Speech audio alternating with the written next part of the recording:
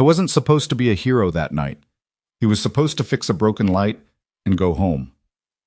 Cole Vardell, former Navy SEAL, single father, maintenance worker, was pushing a tool cart through the back corridors of Baltimore's most glamorous hotel when something made him stop cold.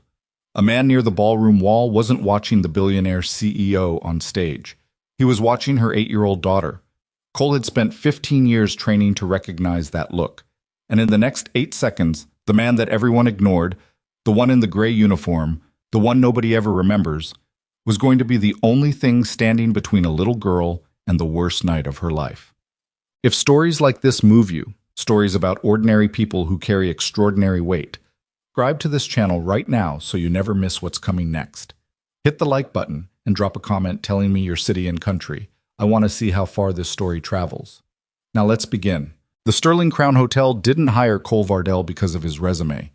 They hired him because he showed up on time, didn't complain, and never once made anyone feel uncomfortable by being too good at his job. That last part mattered more than people realized.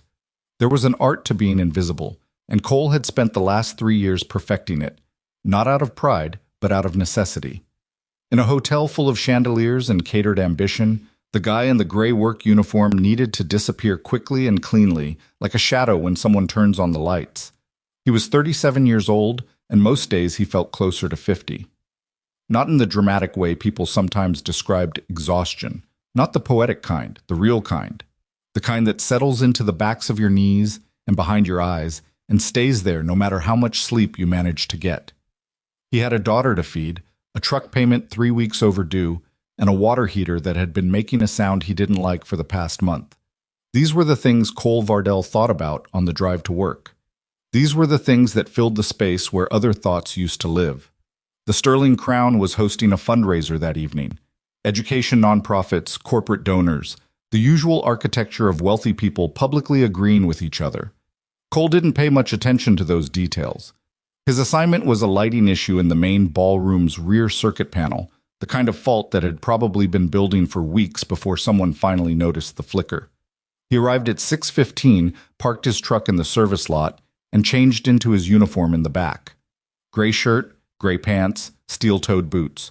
He clipped his access badge to his chest pocket, grabbed his tool bag, and went in through the service entrance without speaking to anyone. The hotel's back corridors were a different world from the lobby.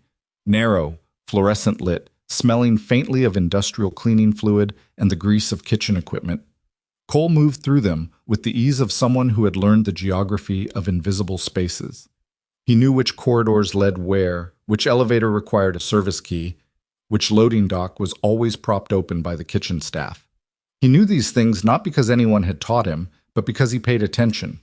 Paying attention had kept him alive in places most people couldn't find on a map. He located the panel behind a service door adjacent to the ballroom's east wall, unlocked it with his keycard, and set up his work light. The issue was a relay that had been running intermittent failures, not hard to diagnose, moderately annoying to fix properly. He put his earbuds in, pulled up a playlist he'd been working through for 2 weeks, and got to work. Through the wall, muffled by plaster and wood paneling, he could hear the fundraiser getting underway. A sound system, someone tapping a microphone. The low murmur of several hundred people settling into their seats. Cole didn't think much about it. He worked. He finished the primary repair at 7:42 and was running a diagnostic check when his phone buzzed. Tessa. Dad. Did you eat dinner? He almost smiled. 8 years old and already monitoring him like a caseworker. He typed back one-handed. I'll eat when I get home. There's pasta in the fridge. That pasta is from Tuesday. It's fine, Tessa. You always say that. He pocketed the phone and went back to the diagnostic. The relay was reading clean. He packed his tools methodically, a habit so ingrained it required no thought, and began breaking down his work light. He'd be out of the hotel by 8:15, home by 9. Tessa would already be in bed, but she'd hear him come in and shout something from her room, and he'd shout something back. And that would be the best part of his day. He lifted his tool cart and pushed it toward the exit corridor. That's when he stopped. It wasn't a sound. It wasn't anything he could have articulated to someone who asked him afterward to explain the sequence of events.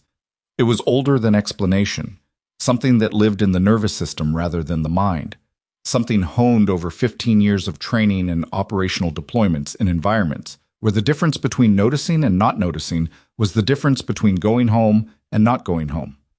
Cole's hand went still on the cart handle. His eyes moved to the ballroom's side entrance, which stood partially open, just wide enough for air to move through, wide enough to see a thin slice of what was happening inside. The fundraiser was in full swing. A woman was on stage, poised, clearly comfortable in front of large rooms, speaking into a microphone with the kind of practiced ease that came from doing it often. Around her, the audience listened with the slightly glassy attentiveness of people at charity events who were also thinking about dessert. But it wasn't the woman that made Cole go still. It was the man near the ballroom's west wall. He was standing at the perimeter of the room, roughly 20 feet from the nearest cluster of guests, wearing the kind of casual evening clothes designed not to attract attention. His hands were in his jacket pockets. His posture was relaxed. His eyes were calm. None of that was what bothered Cole. What bothered Cole was that the woman on stage had just brought a child out, a little girl in a blue dress, maybe 8 years old, blinking against the stage lights with the kind of nervous pride children get when they're suddenly in front of more people than they've ever seen. Every person in that ballroom looked at the little girl. Every person except one. The man near the west wall was still watching the stage, but he wasn't watching the child the way an audience watches a child. He was watching her the way a person watches a target. It was a small distinction. Most people would never catch it. Cole caught it in less than 2 seconds. He left the tool cart where it stood. He moved along the exterior corridor toward the ballroom's main service entrance, keeping his pace controlled. Not running, because running caused attention, and attention at the wrong moment could collapse everything he was trying to manage. His mind was already running ahead, cataloging the geometry of the room he'd memorized during his earlier pass. Entrance points, sight lines, where the security staff were positioned, where the crowd was densest. He pushed open the service door and stepped into the back of the ballroom.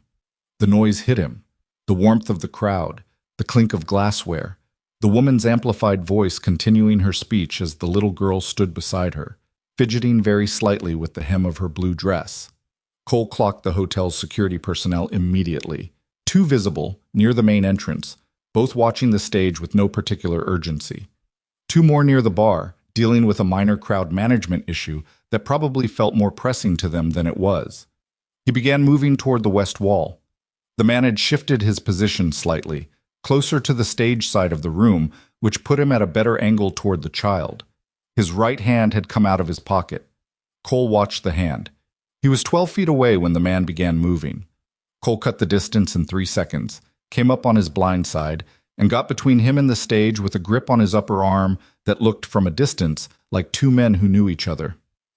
"Don't," Cole said quietly. Just that word. What happened next happened fast. The man twisted, harder than Cole expected, trained, or at least experienced, and the movement caused enough commotion that the nearest guests turned. Someone shouted. The security staff near the entrance broke into motion. Cole held on.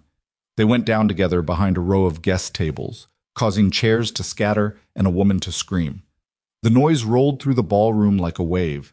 The security team converged. Cole felt a hard impact against his ribs, absorbed it, and kept the man pinned until hands other than his were helping. Then he straightened up, breathing carefully through the pain in his side, and the instinct hit him again. Harder this time. This wasn't the only one. Well, he turned and looked up. The Sterling Crown's ballroom had a mezzanine level, a narrow upper gallery used for private viewing during large events, mostly empty on evenings like this. Cole had noticed it during his earlier work. He noticed it again now because there was a figure up there who shouldn't have been. The security team downstairs was in motion, focused on the commotion. The man Cole had stopped was being restrained. The crowd was in that particular state of early panic where people hadn't quite decided whether to run or freeze. Sabrina Lockwood, Cole now understood that was who the woman on stage was. He'd seen her photograph on the event signage, had stepped in front of her daughter and was speaking calmly into the microphone, which was the right instinct, but it also meant both of them were still clearly visible from the mezzanine level. The figure up there was moving toward the gallery railing. Cole did the math instantly. He couldn't reach the upper level in time. The service stairwell was at the far end of the corridor, 90 seconds minimum. The ballroom staircase was blocked by the crowd surge now pushing toward the exits. He had one option. He ran. Not toward the exits, not toward the stairwell, but toward the stage. Through the crowd that was moving against him in every direction, through the gap between two overturned chairs, past a hotel staffer shouting something into a radio. He hit the edge of the stage and came up over it in a single motion and crossed the 12 feet of empty stage in the kind of time that his body remembered from a different version of his life. Sabrina Lockwood turned and saw him coming, and her expression did something complicated, fear and confusion layering over each other. And he said one word as he reached them, down. He didn't wait to see if she understood. He put himself between the child and the mezzanine and took what was coming. The impact was catastrophic. That wasn't the word Cole would have used in the moment, because in the moment he wasn't using words at all. He was holding Ivy Lockwood against his chest and keeping his body angled to cover her while the world became very loud, and then, almost instantly, very quiet. He heard the little girl crying. He heard his own breathing, which sounded wrong. He told her she was safe, because she was, and because she needed to hear it from someone who wasn't panicking. Then the lights went out. Not the ballroom lights. His. The first thing he recognized when he came back was a hand, small, dry, gripping his fingers with the particular desperation of a child who has decided she is not letting go no matter what.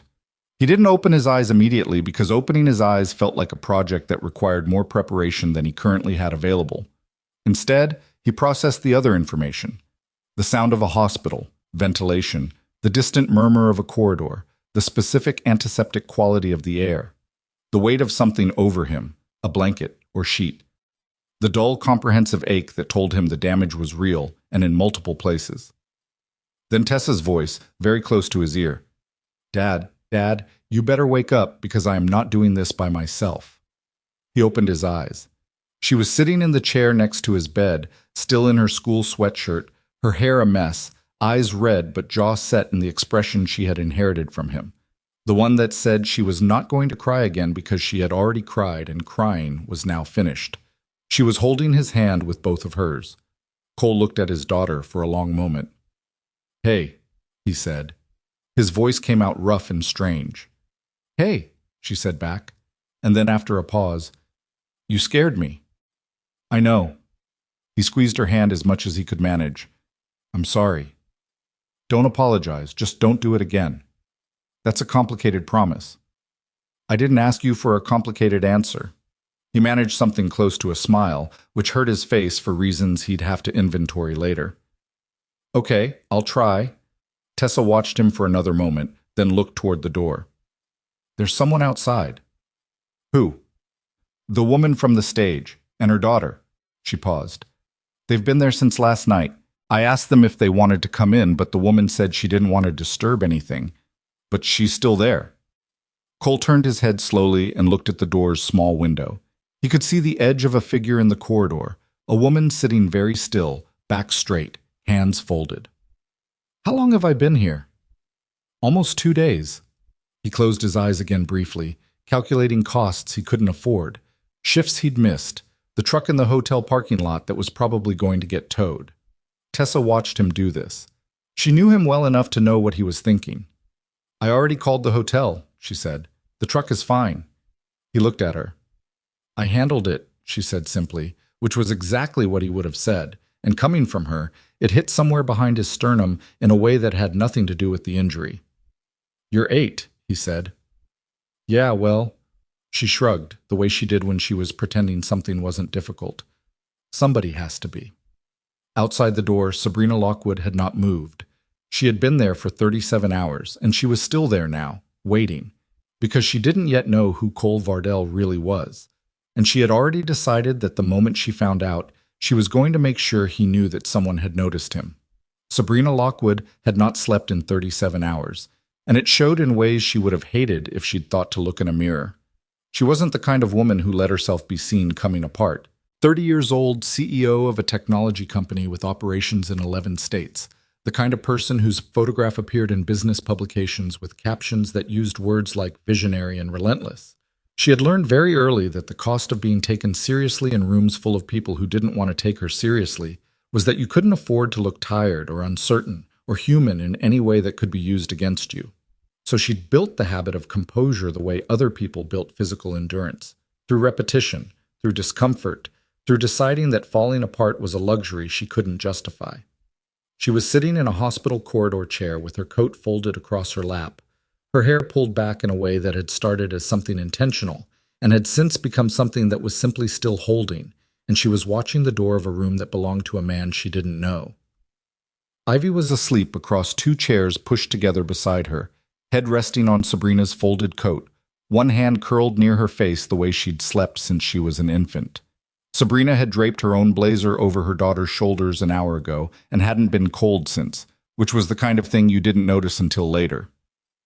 A nurse had come by twice to suggest, gently, that there was a family waiting area on the fourth floor with more comfortable seating. Sabrina had thanked her both times and stayed where she was. She couldn't have explained the logic of it to anyone, because it wasn't entirely logical. What she knew was this: a man she had never spoken to had put himself in front of her daughter and absorbed something that had been meant, in whatever calculation the attackers had made, to destroy the thing Sabrina loved most in the world. And she didn't know if he had family, she didn't know if anyone was coming. She didn't know anything about him except his name from the hotel's employee manifest: Cole Vardell, maintenance technician, hired 18 months ago, listed as a single parent. That last detail had sat in her chest since she'd read it. A single parent, which meant somewhere in this building or somewhere outside it, there was a child who was waiting for their father to wake up. That thought was the one she couldn't put down. The door opened just before 7 in the morning, and a small girl with dark circles under her eyes and an expression considerably older than her face came out into the corridor. She stopped when she saw Sabrina, assessed her with the kind of frank, unhurried gaze that children either have or don't, and then said, "He's awake." Sabrina stood up before she'd made a conscious decision to. Is he all right?" The girl looked at her for another moment. "He will be," she said, in a way that sounded like she'd decided this, and it was therefore settled. Then she looked at Ivy sleeping across the chairs, and something in her expression shifted. Not quite softened, but changed. "Is she okay?" "She's okay. She's been sleeping for a couple of hours." Sabrina paused. "I'm Sabrina Lockwood." "I know who you are," the girl said, not unkindly. "I'm Tessa." "His daughter." "Yeah." Tessa glanced back at the door, then back at Sabrina. "He's going to say he's fine. He always says that. Don't believe him." Sabrina looked at this 8-year-old child who had clearly been managing her father's self-assessments for some time and felt something tighten in her throat. "Okay," she said. "I won't." Tessa nodded, apparently satisfied, and went to sit in the chair Sabrina had vacated, close enough to Ivy to watch her, which Sabrina suspected was not an accident. She knocked once before pushing the door open. Cole Vardell was awake, which the monitors confirmed, and looked considerably worse than she'd prepared herself for, which she hadn't prepared herself for at all. He had the particular quality of a man who was very accustomed to physical pain and was therefore underreacting to it in a way that was more alarming than the alternative. His eyes found her immediately when she came in, sharp, direct, tracking, and that surprised her because she'd half expected the unfocused quality of someone still half under. He watched her cross the room and didn't say anything. She sat down in the chair beside his bed, which felt forward, and she did it anyway, and said, "I've been outside since they brought you in." "I know," he said. His voice was rough. "Your daughter's asleep?" "She is. Mine is watching her." She paused. "Tessa." Something moved through his expression. "She shouldn't be doing that." She offered, "I don't think Tessa does things she doesn't mean to do." Cole was quiet for a moment. "No," he said. "She doesn't." Sabrina looked at him, really looked, the way she looked at problems she was trying to understand rather than simply observe. He had a face that had been through things she couldn't categorize from the outside. Not old, but marked. The kind of man who would look the same at 50 as he did now because there wasn't much left for time to change. "I need to say something to you," she said, "and I'm not good at this, so I'm going to say it badly, and I'd ask you not to hold that against me." He didn't respond, which she took as permission. "You saved her life." She said it plainly because there wasn't another way to say it. "I had 6 security personnel in that building last night. I had a firm I pay a significant amount of money to tell me my events are protected. And none of them, she stopped, pressed her lips together, started again. You were fixing a light. You weren't supposed to be there. You had no reason to stay, no reason to act, every reason to do exactly what any reasonable person would do and get clear of a situation that had nothing to do with you. She looked at him steadily. Why didn't you? Cole held her gaze. The pause that followed wasn't the pause of a man formulating a response. It was the pause of a man deciding how honest to be. I don't know how to not notice things, he said finally. It's not something you can turn off. What did you notice? The way he was looking at her. He didn't elaborate. He didn't need to. Sabrina absorbed that. The police said you identified a second threat from the mezzanine. Yeah. Before anyone else did. Their attention was on the floor. Cole. She said his name carefully, like she was learning the weight of it. Who are you? He looked at the window. Outside it was early morning, gray and flat, the particular colorless light of a November dawn over a city that didn't care about the previous night's events. I'm a maintenance tech, he said. I was on shift. That's not an answer. It's the answer that's relevant. It isn't, though. She leaned forward slightly. I have resources. I would like to use them to help you, and to do that I need to know who I'm trying to help. Your employer gave me your file when I asked. It says you've been there 18 months. Before that, she paused. Before that, there's nothing. No employment history. An address that changed 3 times in 2 years. A daughter enrolled in 2 different school districts. She watched him. That's not a record. That's a gap. Cole was quiet for a long time. It's not a gap, he said. It's a classification. The word landed in the room and settled there. Sabrina said carefully, military, Navy. How long? 15 years. She did the math quickly. He'd have been barely 22 when he started. What happened? He turned from the window and looked at her directly. My wife died, he said. Tessa was 5. I had a choice to make. Nothing in his delivery invited sympathy, which was exactly why it was difficult not to feel it. Sabrina had learned over years of professional life to read the difference between people who said difficult things to generate a reaction and people who said them because they were true and the truth required saying. Cole Vardell was unmistakably the latter. I chose my daughter, he said. That's all. Sabrina sat with that for a moment. Then she said, and now you're repairing light fixtures in hotels. The work is steady. The hours work around school. He paused. It's fine. She thought of Tessa, outside in the corridor, 8 years old, telling a stranger not to believe her father when he said he was fine. Is it? She said. Cole looked at her with the measured patience of a man who had been asked some version of this question before and had a practiced response ready, and then, for some reason she couldn't identify, didn't use it. Some days, he said instead. Well, the investigation moved quickly, as investigations do when the victim is wealthy enough to make speed a priority. Within 48 hours, Baltimore PD and a federal liaison had traced the 2 attackers back to a network connected to a man named Dorian Vash, former business partner of Sabrina's, removed from her company's board 3 years earlier under circumstances that had since become the subject of litigation. He had been quiet since the lawsuit. He had apparently not been idle. The lead detective, a compact woman named Ferris, who delivered information the way people deliver bad weather forecasts, factually, without apology, came to Sabrina's temporary hotel suite to lay it out. Sabrina listened without interrupting, which Ferris visibly appreciated. He didn't target you, Ferris said. That's the part that's hardest to hear. The fundraiser, the crowd, the stage, none of that was about you. It was about your daughter. Sabrina kept her face neutral with the effort of someone holding a door shut against wind pressure. He targeted Ivy because he knew I'd survive losing the company, she said.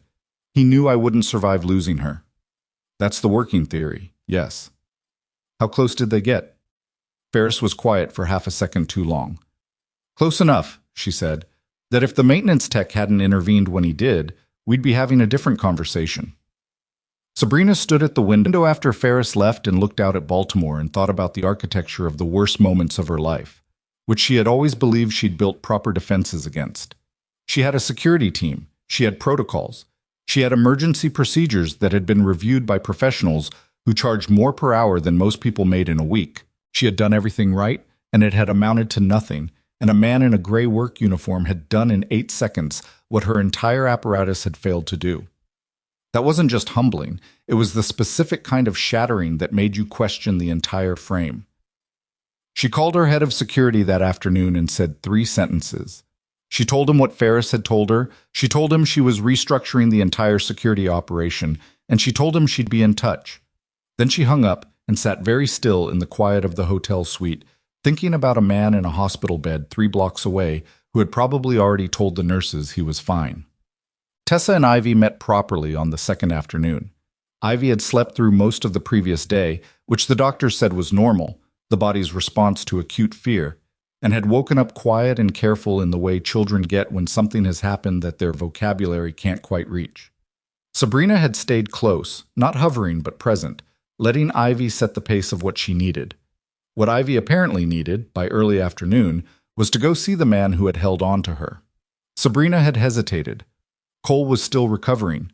The hospital had been clear about limiting visitors. "I just want to see that he's okay," Ivy said. She was sitting at the small desk in their hotel room, drawing something that Sabrina couldn't see clearly from where she stood. "I remember his voice. He told me I was safe. I want him to know I'm safe too." That argument was irrefutable. They went. Cole was sitting up in bed when they arrived, slightly more color in his face than the day before, looking like a man who had made his peace with the IV line and the hospital gown by simply refusing to acknowledge either of them. Tessa was in the chair beside him, doing homework with the focused efficiency of someone who had decided that life continued regardless of circumstances. Ivy walked in ahead of Sabrina, stopped near the bed, and looked at Cole with the same directness her mother used when she was trying to understand something. "My name is Ivy," she said. "I know," Cole said. "Your mom told me. You held on to me really tight. I know. I'm sorry if that scared you." Ivy considered this. "It didn't," she said. "It felt like you weren't going to let go." Cole's expression shifted, just slightly. A small, involuntary thing that he smoothed over quickly. "I wasn't," he said. Ivy nodded, apparently satisfied with this. Then she looked at Tessa. "Is that your homework?" Tessa looked up. "Math. I'm good at math. Good for you." Sabrina watched her daughter pull a chair up to Tessa's table without being invited and look at the worksheet with the confidence of someone who had decided they were welcome. She watched Tessa give this new arrival a flat, assessing look, then shift the paper 2 inches in her direction. That was apparently sufficient. She looked at Cole. He was watching the 2 girls with an expression she couldn't read completely, something between relief and the particular grief of someone who is happy and sad about the same thing at the same time. "You have a remarkable daughter," Sabrina said quietly. "I know," he said. "She makes me look better than I am." "I doubt that." He didn't argue it, which surprised her. He just watched the girls. The hospital released Cole on the 4th day, against his own timeline. He'd told the attending physician on day 2 that he needed to get back to work, which had generated a response sufficiently firm that he hadn't raised it again. But he was ambulatory. The internal damage was healing on its own schedule, and keeping him there longer than necessary was a battle no one had the energy for. The problem was immediately practical. He couldn't drive, his apartment was a 3rd-floor walk-up with no elevator, and Tessa had been staying in a hotel room that Sabrina's assistant had arranged without consulting Cole, which Cole had discovered and immediately objected to. "I'm not taking charity," he said, when Sabrina found him trying to research ambulette services on his phone, with the grim determination of a man solving a logistical problem. "It's not charity," she said. "It's accommodation."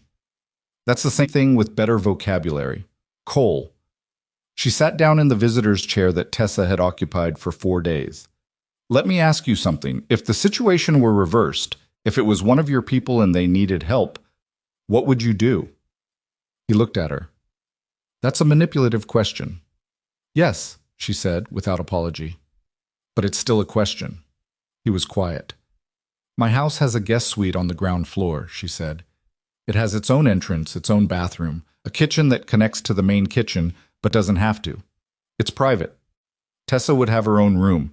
You would not be a guest in any way that involves obligation or performance." She paused. "I have a 12-year-old golden retriever named Biscuit, who will probably ignore you. Ivy would like Tessa to have somewhere comfortable to be while you recover because she is 8 and has decided they are friends, and nobody has successfully argued Ivy out of a decision she's made. And She stopped. Cole waited. I would like to know that you're all right, she said. That's it. That's the whole reason. He looked at her for a long moment. He had the quality, she was learning, of someone who evaluated things without broadcasting the evaluation. You wouldn't know he was deciding something until he'd already decided it. 1 week, he said, and I pay for Tessa's food. That's absurd. Take it or I figure out the amulet. She studied him. Fine, she said. 1 week. You don't pay for food. Sabrina, you were shot protecting my daughter, she said flatly. You don't pay for food. He opened his mouth, then closed it, looked back at his phone. Fine, he said, in the tone of a man who had lost an argument and knew it. The guest suite was, as it turned out, nicer than any place Cole had lived since before the military, which he noticed and said nothing about. It had high ceilings and a window that looked onto a narrow garden, and it smelled like the kind of clean that came from actual cleaning rather than product. Tessa walked in ahead of him, did a circuit of the space, and came back to report that the bathroom had heated floors, which she communicated with the careful neutrality of someone who had decided not to have feelings about it. Don't get used to it, Cole said, setting down his bag. I'm not, Tessa said. I'm just observing. Biscuit, the golden retriever, ambled in from the connecting hallway and regarded them both with the indifferent benevolence of a very old dog who had long since ceased to be surprised by anything. He sniffed Cole's hand, sneezed once, and walked back out. He likes you, Ivy said, appearing in the doorway. She was wearing pajamas and appeared to have been nearby for some time. How can you tell? Cole asked. He sneezed. He only sneezes at people he likes. That's not how dogs work. Biscuit works different. She looked at Tessa. Do you want to see my room? Tessa looked at Cole. He gave the smallest nod. Tessa looked back at Ivy. Sure, she said. Ivy beamed, grabbed Tessa's wrist, and they were gone. Cole stood in the middle of the guest suite for a moment, alone. Through the walls, he could hear the distant sound of Ivy narrating something to Tessa, and Tessa's quieter responses, and the low creak of the old dog moving through the house. He sat down carefully on the edge of the bed, because sitting down carefully was still necessary. He looked at his hands, the kind of hands that had done very different things in very different rooms, and he thought about the girl asleep 3 blocks away in a hospital 4 days ago, who had trusted him with the specific, total trust of a child in crisis. And he thought about his own daughter outside this room, making a friend the way children do when the adults around them are too complicated to fully reach each other. He thought about the relay in the Sterling Crown's panel that he had never finished documenting. He thought about the water heater that was still making that sound. He thought about Tessa, at 8 years old, calling the hotel to make sure his truck was fine. He lay back on the bed, stared at the ceiling, and breathed in and out until the pain in his side reached a level that was manageable rather than demanding. He didn't know what came next. He rarely did. What he knew was how to get through today, and today he was here, and Tessa was safe, and the girl in the blue dress was asleep down the hall. That was enough. It had to be. Outside the window, Baltimore moved through a gray November morning as if nothing had happened, which was what cities did, which was what most of the world did, and Cole Vardell, who had spent years learning to be the kind of man the world moved past without noticing, closed his eyes and let the unfamiliar quiet of someone else's house settle over him like a thing he didn't yet know how to name. The 1-week arrangement became 2 weeks without anyone formally deciding it should. Cole didn't extend it. Sabrina didn't suggest it. What happened was considerably less deliberate than a decision. It was more like a current that moved them both forward before either of them had gotten around to planting their feet. His follow-up appointment confirmed that the internal repair was holding, but that any significant physical exertion in the next 10 days would risk undoing what the surgeon had done. And Cole received this information with the expression of a man being told something he intended to argue with later. The doctor, who had clearly encountered this type before, added the medical details with enough specificity that even Cole couldn't dismiss them as overly cautious. Tessa, sitting beside him, wrote something in the small notebook she'd been carrying lately. Cole looked at her. "What are you writing?" "What the doctor said," she said, not looking up. "In case you forget." "I'm not going to forget." You forget things you don't want to remember. She capped her pen. It's a documented pattern. The doctor hid something that might have been a smile behind her clipboard. Cole signed the discharge paperwork in silence. The practicality of a third-floor walk-up with no elevator and a body that was still running at 60% made the return to his apartment genuinely untenable, which Cole would have found a way to manage anyway, if not for Tessa. The guest suite was on the ground floor. Tessa's temporary room at Sabrina's house was 3 doors down from Ivy's, and the two girls had by this point established a routine with the efficiency of children who make friends the way adults sign contracts, completely, without reservation clauses. Dismantling that arrangement because Cole had a complicated relationship with accepting help felt. In the daylight reality of 7:30 in the morning, when Tessa was eating breakfast across the table from Ivy, like it was the most natural thing in the world, like a cruelty he couldn't justify to himself. So he stayed. He didn't unpack his bag, which was its own kind of statement. Sabrina's house was a brownstone in a quiet part of Baltimore that managed to be large without performing its largeness. It had the slight imperfection of a building with genuine age, a window that didn't seal quite right in cold weather, a radiator on the second floor that knocked occasionally in the early morning, a back staircase that had developed a specific creak on the 4th step that everyone who lived there had simply learned to step over. Cole noticed these things immediately and said nothing about them. He also noticed, without meaning to, that Sabrina had hired a cleaning service that came Tuesdays and Fridays, that the kitchen ran on a pantry system organized by Sabrina's assistant rather than by Sabrina herself, and that the grocery order included 3 different varieties of the same brand of orange juice because nobody had ever asked Ivy which one she actually preferred. Small things. The kind of things that told you more about a house than its square footage. There was a routine here, but it had the quality of a routine built around absence, efficient and self-sustaining and slightly impersonal in the way that things get when their primary purpose is to keep running rather than to actually nourish anyone. Cole understood this intimately. He had built a version of the same thing in his own apartment. Systems that worked, structures that held, everything functioning and nothing particularly alive. He began making coffee in the mornings before anyone else was up. Not as a gesture, not as an overture, simply because he woke early from habit. And the kitchen was there. And the coffee maker was an Italian press that Sabrina apparently owned but didn't use, possibly because nobody had shown her that it required a slightly different water temperature than she was probably using. And the coffee that came from it when you did it right was substantially better than whatever the automatic machine in the corner was producing. The first morning, Sabrina came downstairs at 6:40 and found a cup of coffee on the counter with a post-it that said, "Only Italian press, second shelf, better than it looks." She drank it standing at the kitchen window and didn't say anything to him about it when she saw him later. The second morning, she came down 15 minutes earlier. She didn't say anything then either. She just refilled her cup and sat at the kitchen island and worked on her laptop, and Cole read something on his phone, and they occupied the same space without it being a problem. By the 4th morning, they were talking. It started, as honest conversations often do, with something small and slightly uncomfortable. Sabrina had been on a call that Cole could hear fragments of from the hallway, her voice crisp and controlled, the particular register she used when she was managing someone rather than speaking with them. He'd heard it enough times in 4 days to recognize it. When the call ended, she came into the kitchen with the specific energy of someone who had just handled something they were tired of handling, poured coffee without looking at what she was doing, and said to no one in particular, "I fired my head of security today." Cole looked up from the counter where he'd been looking at his phone. "You told me you were restructuring." Restructuring was the professional word.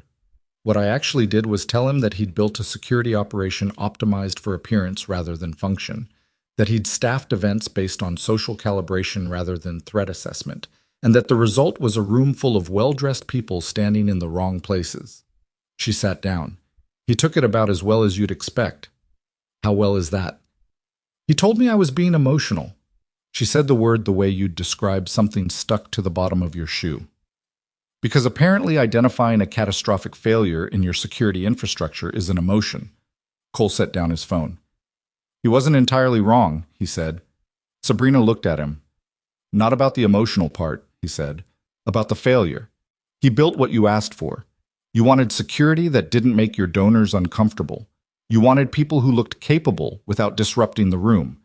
That's what you communicated, explicitly or not, and that's what he delivered. He held her gaze steadily. The failure is real. The question is whether it was his or whether it started somewhere above him. The silence that followed was the kind that could go several different directions. That's a very direct thing to say to someone who's letting you stay in her house, Sabrina said finally. You want me to be less direct? She thought about it for a genuine moment. No, she said. I don't get a lot of people who aren't managing something when they talk to me. What are they managing? Their access, their contracts, their opinions about whether I'll react well. She looked at her coffee. You apparently don't have those concerns. I don't have a contract with you. That, she said, is probably the most honest thing anyone said to me in a professional context in about 3 years. Cole picked his phone back up. It wasn't really a professional context. No, she agreed. It wasn't, son. What the investigators uncovered about Dorian Vash came in layers, which was how things came when someone had spent 3 years being careful.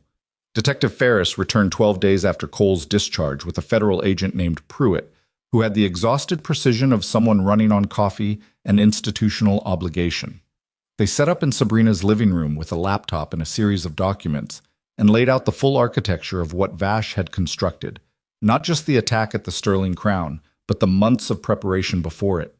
The surveillance, the contacts, the identification, through people inside Sabrina's professional orbit, of the specific vulnerability that Vash had decided to exploit.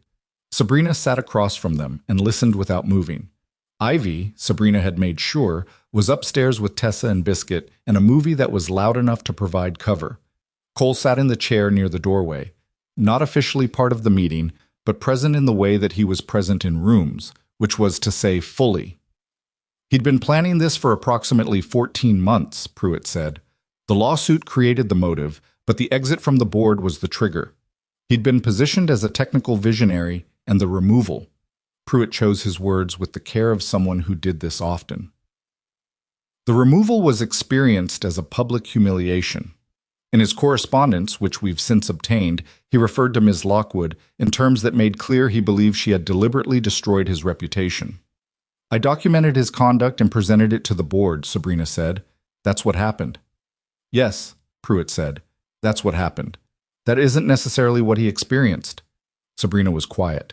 The individuals he hired were not professionals in any organized sense, Ferris added. They were connected through a network he'd built through intermediaries over the preceding year. What made the attack functional wasn't sophistication. It was planning. He knew the event layout. He knew the security positioning. He knew... She paused. He knew Ivy's name, her age, her school. The room went very still. Cole watched Sabrina absorb that. Watched the precise internal process of a woman who had spent her adult life converting her reactions into controlled outputs, being confronted with something too large for that conversion. Her hands, flat on her thighs, pressed down slightly. Her jaw didn't move, but something behind her eyes did something that she clearly didn't intend for the room to see. Cole looked away. He understood the particular humiliation of discovering that someone had been studying the person you loved most as preparation for what they intended to do to them. It was a violation that operated on a different frequency than physical danger, more corrosive somehow, because it implied a duration of malice that the body couldn't metabolize. After Ferris and Pruitt left, Sabrina sat in the living room for a long time without moving. Cole did not immediately go in. He stood in the hallway, deciding, and then went to the kitchen, made 2 cups of coffee from the Italian press, and brought both into the living room. He set one on the table near her without comment and sat down in the chair across from her. She looked at the coffee, then at him. He knew her name, she said. Not to him specifically, to the room, or to herself, or just to the air. I know. She's 8 years old. Her voice didn't break. It was controlled and flat, which was its own kind of breaking. She still sleeps with the lamp on. She doesn't like loud restaurants. She spent 3 months last year convinced there was something living under the house because the foundation makes noises in cold weather, and I had to take her down to the basement with a flashlight and show her every corner before she'd go to sleep.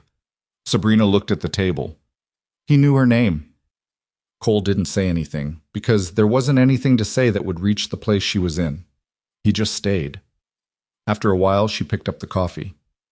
Thank you, she said. He nodded. They sat in the quiet house while upstairs, two girls and an elderly dog watched a movie together, unaware that below them, two people who had started as strangers were slowly learning the specific weight of what each of them carried. The shift in Cole happened the way most real shifts happen, gradually, then suddenly, with a specific moment that wasn't quite a revelation so much as a clarity. He had been at Sabrina's house for 11 days. His side was healing.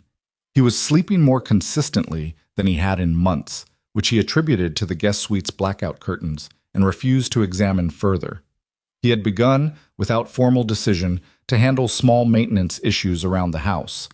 The window seal that let cold air through, the fourth-step creak on the back staircase, the kitchen faucet that had a slow drip he noticed on day 3. He did these things early, before the house was awake, and left no evidence except that the problem stopped. Sabrina noticed. She didn't mention it directly, which he appreciated. What she did do, on the 11th evening, was sit across from him at the kitchen table after the girls were in bed and a lot of the day's noise had finally settled, and say, "I'd like to offer you a job." Cole looked at her over his coffee cup. What kind of job? It wasn't a question quite, more of an invitation for her to be specific.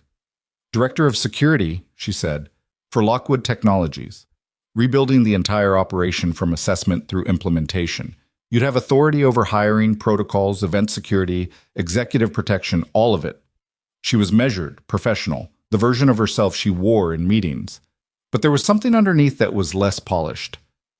You'd also have a salary that is significantly different from what you're currently making. Cole set down his cup. No, he said. Sabrina held his gaze. You haven't heard the...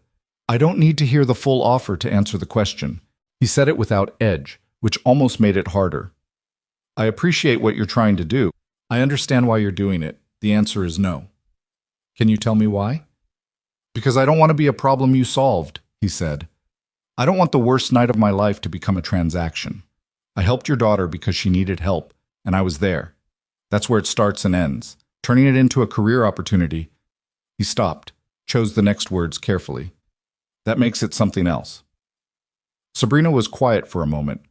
There was something in her expression that he hadn't seen there before. Not hurt exactly, but adjacent to it. I'm not offering you charity, she said. I know you don't think you are. Cole. She leaned forward slightly. I've spent 4 years building a company around the premise that the right person in the right role changes everything. I have spent an enormous amount of time and money trying to find people who are genuinely exceptional and putting them where they can do exceptional things. What I saw you do in that ballroom, she paused. That wasn't luck. That wasn't instinct alone.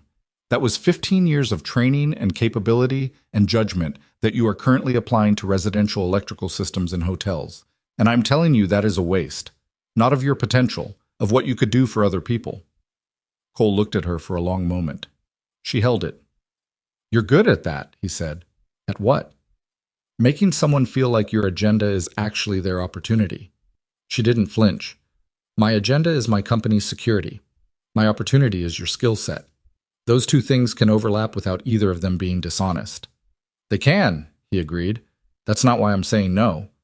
Then tell me why. The real reason. He looked at the table, at his hands, then back at her. Because I stopped knowing how to be good at things that mattered, he said. After Sarah died, I made myself small on purpose. It was safer. Tessa needed something stable, and I couldn't give her stable and significant at the same time, so I chose stable.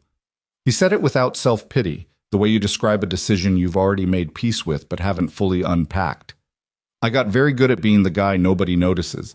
I'm not sure I remember how to be anything else. Sabrina was quiet for a long time. Your daughter told me not to believe you when you say you're fine, she said. I know she did. She's 8. I know that too. And she already understands something about you that you're apparently still working on. Sabrina picked up her cup. I'm not going to push. But the offer stands, and it'll stand after you've had time to think about it without feeling like you owe me an answer tonight. Cole said nothing. She didn't seem to require him to. It was Tessa who changed his mind. Tessa, and Ivy, and a map covered in colored pins that nobody had asked either of them to make. He found it on a Saturday morning, 11 days into his stay, When he wandered through the house looking for Tessa and found both girls at the large dining table surrounded by printed sheets, sticky notes, a laptop that belonged to Ivy, and what appeared to be a hand-drawn map of the United States covering most of the table's surface. "What is this?" he said from the doorway. Tessa looked up. "A project." "Whose project?" "Ours." She gestured between herself and Ivy with the cap of a marker. "Ivy's mom has a foundation. They help veteran families. We were looking at the data." Cole came into the room slowly. The map was covered in colored pins, dozens of them, maybe 100 or more, clustered in certain regions, scattered across others. Small handwritten notes were pinned near some clusters. Tessa had organized something in a notebook beside it, columns of information that Cole recognized as her data handling approach. She'd done the same thing with her school's fundraiser 2 years ago, sorted donation information by neighborhood. "Where did you get this data?" he said. "Ivy's mom's foundation posts public reports," Ivy said, not looking up from the laptop. "We downloaded them. The pins are veteran families with children under 14 who applied for assistance in the last 2 years. She pointed to a cluster near the Mid-Atlantic. "These ones are close, like Baltimore, D.C., Virginia." Cole looked at the map for a long time. There were so many pins. He knew what they represented in the abstract. He had been adjacent to the reality of veteran transition his whole post-military life. The disorientation of re-entry, the skills that didn't translate into civilian hiring frameworks, the pride that prevented people from asking for help until help was no longer enough.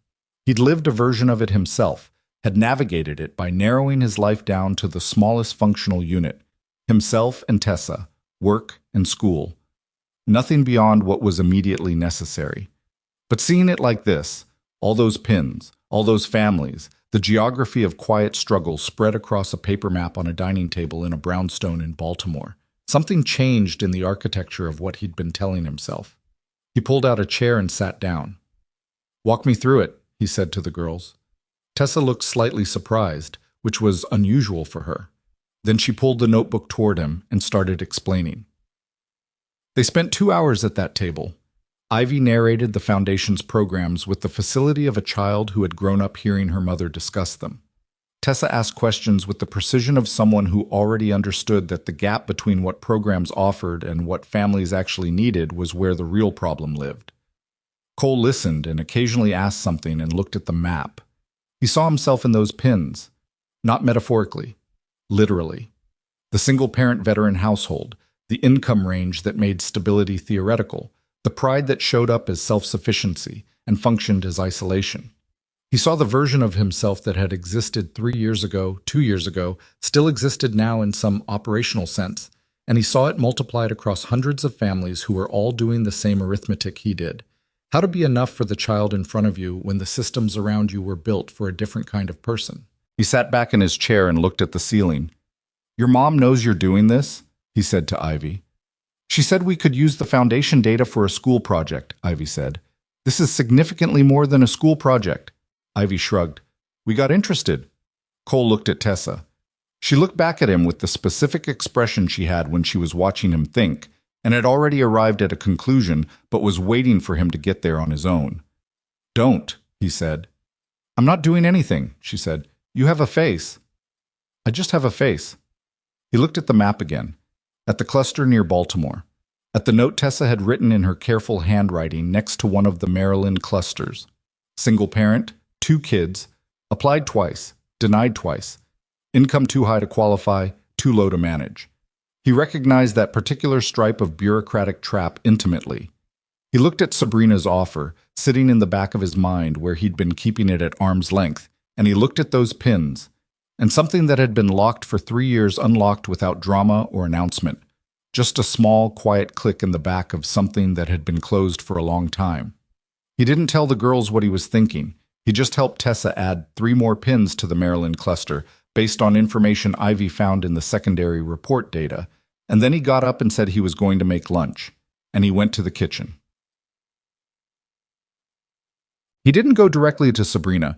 He spent 3 days sitting with it, which was how he made decisions, not impulsively, not delayed indefinitely, but with the particular patience of a man who had learned that the quality of what you decide matters more than the speed at which you decide it. He thought about what she'd said. Not about the salary, not about the title, but about the thing underneath it. The right person in the right role changes everything. He thought about Tessa, who at 8 years old was already organizing data about veteran families because something in her had recognized an injustice in the distance between what people needed and what existed to help them. He thought about what it had cost him to become invisible, not just professionally, but in every way that mattered. The deliberate shrinking, the careful erasure of anything that might make him conspicuous. He had told himself it was for Tessa, and it partly had been, and it had also been a way of not having to risk anything, because you couldn't lose something you'd already given up. He thought about Sarah, which he didn't do often, because doing it often wasn't something he'd figured out how to survive. He thought about what she would have said about the map on the dining table and the offer sitting in his back pocket, and the man he'd spent 3 years building who was efficient and steady and entirely too small for the person she had known. She would not have been gentle about it. She hadn't been gentle about much. He missed that about her. On the third evening, he knocked on the door of Sabrina's study, where she worked most evenings after the girls were in bed. She looked up from her laptop. "I'll take the position," he said, "but I have a condition." She waited. "The Veteran Family Initiative, sub. It's underfunded and its eligibility criteria are cutting out the people who need it most. I want to be part of fixing that, not as a side project, as something real, with actual resources behind it." Sabrina studied him for a moment. He had the feeling she was recalibrating something, revising a projection she'd been running. "That," she said carefully, "is not a small request." "I know. It would involve restructuring how we allocate foundation resources. It would involve convincing the board, which is not a conversation I have without preparation." "I know that too. And you're making it a condition of accepting a director-level security position." "Yes." She looked at him across the study in the lamplight, and for a moment neither of them said anything, and Cole held the discomfort of having put something real on the table without knowing which way it would land. "All right," she said. He looked at her. "We'll build it together," she said, "properly. I'll get you in front of the board." She paused. "But Cole, you should know that agreeing to this means you can't be invisible anymore. Not the way you've been. What you're describing is public-facing work. It requires you to stand in rooms and be seen and be willing to be the person other people point at when they talk about what changed." Cole thought about those pins on the map, about Tessa's handwriting, about the kid who'd been raising him as carefully as he'd been raising her. "I know," he said. "And?" He took a breath, which still pulled at his healing side in a way he didn't let show. "And I think I'm ready to stop making myself smaller than I am," he said. Sabrina held his gaze for a moment, then nodded once. Not with ceremony, not with the relief of someone who'd won an argument, but with the straightforward acknowledgement of someone who had just reached an agreement with a person she was beginning to genuinely respect. "Then we start Monday," she said, and went back to her laptop. Cole stood in the doorway for another moment, looking at the room. The organized desk, the stacked files, the cold cup of coffee she'd clearly forgotten. The slight imperfection of a woman who ran a company and raised a daughter and didn't have enough hours in the day to do either of them as well as she wanted to.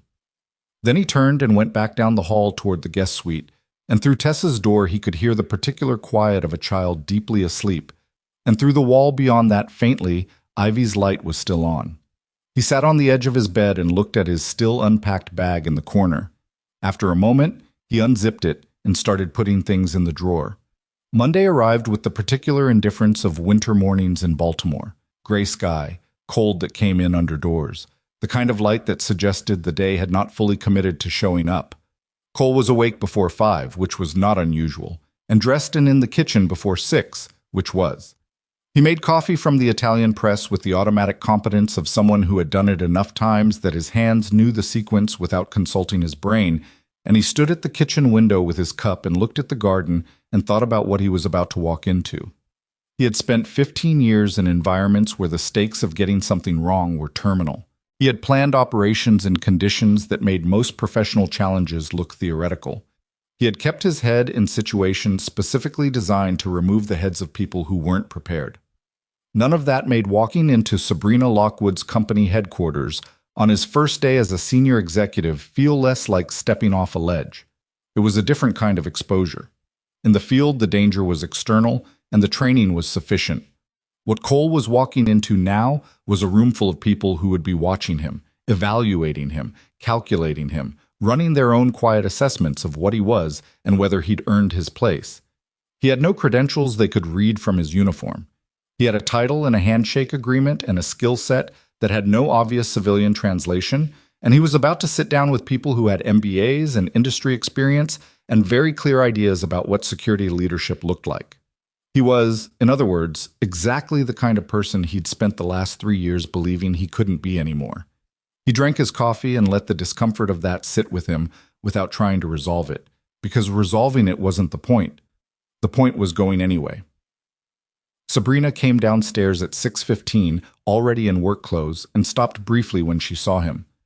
"You're up early." "I'm always up early." "I know." She poured herself coffee and looked at him over the rim of the cup. "How are you feeling?" "About the job?" "About the ribs." "The ribs are fine." "You said that yesterday when you tried to lift that box from the garage and then very carefully didn't make a face about it." "I didn't make a face." "You made a face." He looked at his coffee. "The ribs are manageable," he said. She accepted this edit without comment, which was one of the things he'd learned about her in the past 2 weeks. She chose her battles with the precision of someone who had limited time and knew which hills were worth it. "The board meeting is Thursday," she said. "Marcus Hale will be the one who pushes back on the veteran initiative. He's not opposed to it on principle. He chairs 2 charitable organizations himself, but he'll want numbers before he moves, specific ROI projections, participation data, cost per outcome analysis." "I can build that." "I know you can. I'm telling you so. You're not surprised when he leads with the spreadsheet instead of the conversation." Cole nodded. "What about the security restructure? Who's going to push back on that?" "Linda Veracruz." Sabrina set down her cup. "She's been on the board 8 years. She's seen 3 security directors come and go, and her position is that security operations should be outsourced to specialists rather than built internally. She'll respect competence, but she'll make you demonstrate it before she extends that respect, and she'll do it in a way that's professionally courteous and completely merciless." "Good," Cole said. Sabrina looked at him.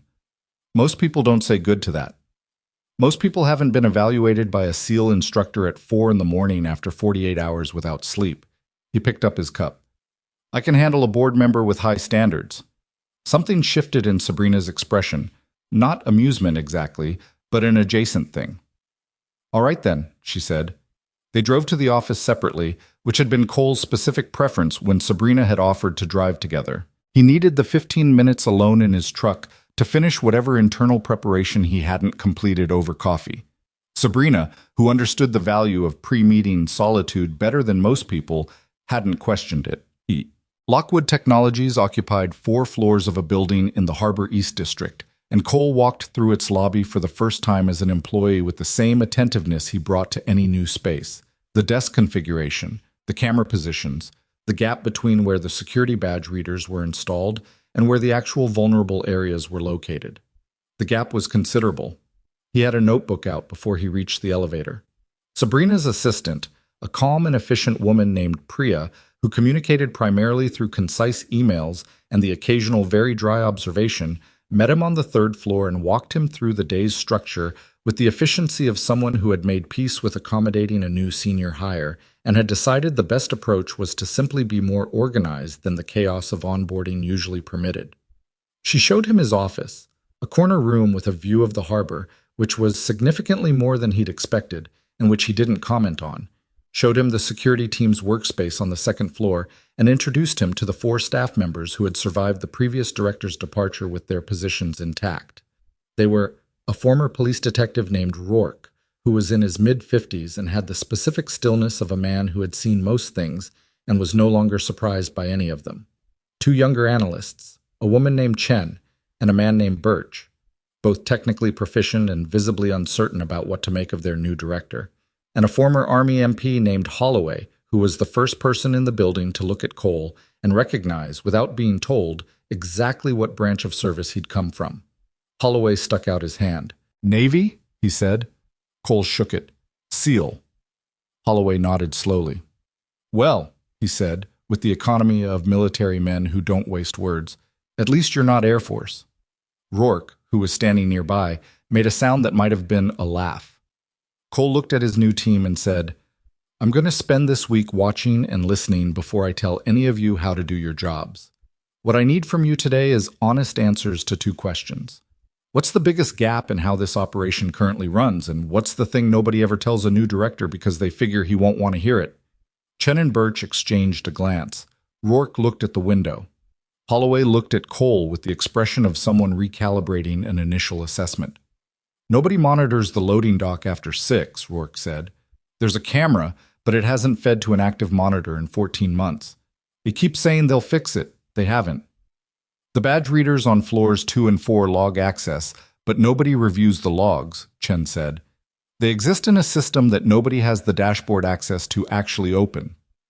The executive protection protocols for Ms. Lockwood are written for a different threat environment than currently exists," Holloway said. "They were designed in the assumption that the primary risk was opportunistic. After the gala," he paused. "They need a complete rewrite." Cole looked at Birch. Birch, who was perhaps 28 and had the slight deer-in-the-headlights quality of someone who hadn't expected to be asked directly, said, "The previous director told the executive team what they wanted to hear about the security posture. The team believed him because they didn't know what questions to ask. Nobody internally has the expertise to evaluate what we're doing well and what we're doing badly. We've essentially been self-reporting without any external verification." He paused. "That's the thing nobody usually says." Cole looked at him for a moment. "Good," he said. "All of that. Write it down and bring it to me by Wednesday. All 4 of you. I want your assessments in your own words, not formatted for presentation, just what you actually think." He looked around the room. "This operation is going to change. Some of the changes will be uncomfortable, but I'm not going to pretend we're doing better than we are, and I'm not going to ask any of you to do that either. The thing that happened at the Sterling Crown shouldn't have been possible. Our job is to make sure it isn't possible again." He paused. "Questions?" Nobody had questions. He went upstairs to his corner office and stood at the window looking at the harbor for about 45 seconds, then opened his notebook and started writing. The board meeting on Thursday was not comfortable, which Cole had expected, and was not brief, which Cole had also expected, and ended differently than either Sabrina or Cole had scripted it in advance, which was the part neither of them had fully accounted for. Marcus Hale was exactly as described. A man in his early 60s with the careful precision of someone who had spent his career asking the question behind the question, who listened to Cole's veteran initiative presentation with his hands folded and his face neutral, and then said, "The per-family cost projection assumes a 50% program utilization rate in the first year. That's historically optimistic for new social initiatives. What's your basis for that figure?" "Personal experience with why veteran families don't use available programs," Cole said. "Most initiatives fail on utilization not because families don't need help, but because the application process assumes a level of bureaucratic fluency that people under acute financial stress don't have bandwidth for. We're redesigning the intake from the ground up with that constraint in mind. The 50% projection assumes we succeed at that redesign. If we don't, the numbers drop and we recalibrate." Hale looked at him. "That's a more sophisticated answer than I expected." "I'll try not to take that personally," Cole said. Rourke, who was sitting in the back of the room as Cole's operational support, did something with his mouth that he quickly converted into a cough. Linda Veracruz, for her part, waited until the veteran initiative discussion was complete before pivoting to the security restructure with the practiced smoothness of a woman who had been running board meetings for the better part of 2 decades. She had reviewed Cole's preliminary assessment, which he'd submitted 48 hours after starting, because he'd spent the first 2 days doing nothing but documentation. And she had questions that were specific and detailed and required answers that were also specific and detailed. And they went back and forth for 20 minutes with the particular rigor of 2 people who both understood the subject matter and weren't going to pretend otherwise. At the end of it, she said, "You identified the loading dock camera issue in your first week. The previous director was here for 2 years. He may have identified it," Cole said. "Identifying problems and deciding to report them are different decisions." Veracruz looked at him steadily. "You think he knew and didn't report?" "I think he built a reporting culture that prioritized stability over accuracy. I don't know his reasons. I know the outcome." She turned to Sabrina. I'd like the veteran initiative approved on a 12-month pilot basis with a board review at the midpoint. She looked back at Cole. And I'd like a monthly security posture report directly to the board, bypassing the executive summary process. Unfiltered. That's already in my proposal, Cole said. She almost smiled. Almost. So it is, she said. The vote on the pilot program passed 6-1, with one abstention. Cole drove back from the meeting without the radio on, working through the implementation sequence in his head, and by the time he pulled into the parking garage, he had the first month's milestones roughly structured. He sat in the truck for a moment before going up. He thought, well, you went anyway. Then he got out and went back to work. The months that followed were not triumphant in any cinematic sense. They were work, the specific, grinding, frequently frustrating variety of work that involves changing systems that were built around different assumptions, convincing people who are comfortable with the familiar that the familiar is insufficient, and doing it all while simultaneously managing the operational reality of keeping an actual company's security functioning. Cole rebuilt the security team's structure from the intake process up. He brought in 2 external consultants to verify his threat assessment methodology, not because he doubted his own work, but because independent verification was the only way to establish credibility with a board that had been operating on self-reported metrics. He rewrote the executive protection protocols with Holloway, who turned out to have considerably more operational experience than his previous director had ever bothered to utilize. He fixed the loading dock camera situation on his second day by calling IT directly and explaining briefly that this was not a maintenance request but a security directive that needed resolution before end of week. It was resolved before end of week. The veteran initiative was more complicated and more personal and harder in ways that Cole hadn't fully anticipated when he'd stood in Sabrina's study and made it his condition. The first thing he did was hire an outreach coordinator, a woman named Delgado, who had spent 8 years working for a veteran services organization and understood the specific texture of why people who needed help didn't ask for it. She was straightforward and occasionally blunt, and had strong opinions about the initiative's direction that were almost always right, and Cole backed her on them even when it created friction with the foundation's existing staff, who had their own ways of doing things and their own organizational inertia. The intake redesign took 3 months. Cole had underestimated the complexity of building something simple. Simple on the applicant's end, which required enormous sophistication on the back end to support.